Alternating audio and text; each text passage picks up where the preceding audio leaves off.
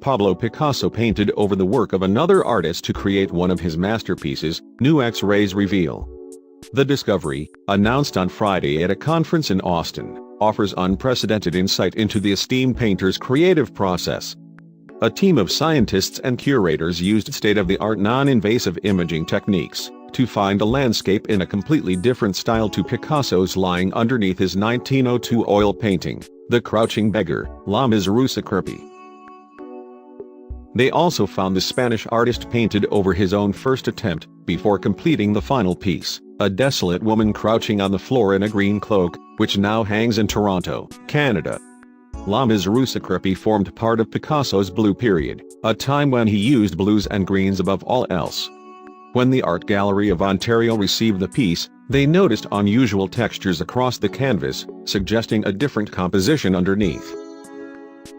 Studying it, Kenneth Brummel, the AGO's assistant curator of modern art, thought it had the hallmarks of Picasso's famous portrait of his lover Dora Maar, Femme-size. It became clear to me that the arm hidden under the visible surface of La Misereuse Accroupie is the same as the proper right arm of a crouching woman in a Picasso watercolor recently sold at auction, he said. Enlisting the help of Mark Walton, a research professor of materials science and engineering at Northwestern University's McCormick School of Engineering, they sought to scan the painting to get a clear picture of what lay beneath without damaging the artwork.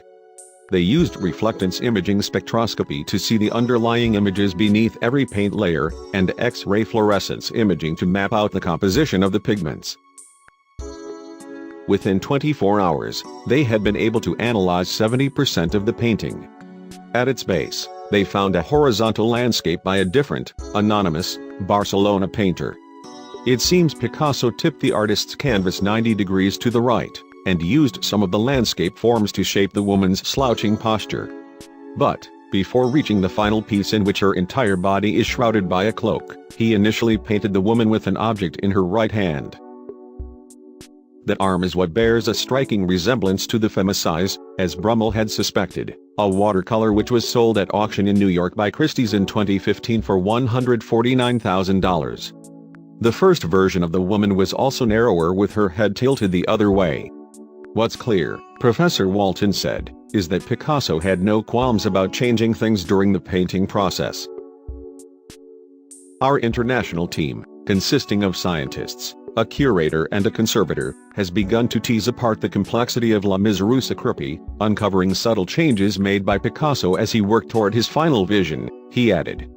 The research was jointly conducted by Northwestern University's Art Institute of Chicago Center for Scientific Studies in the Arts, NU Access, the AGO, which currently owns the painting, and the National Gallery of Art in Washington. Sandra Webster Cook, AGO's senior conservator of paintings, said, "We now are able to develop a chronology within the painting structure, to tell a story about the artist's developing style and possible influences." The findings were presented at the annual meeting of the American Association for the Advancement of Science, in Austin, Texas.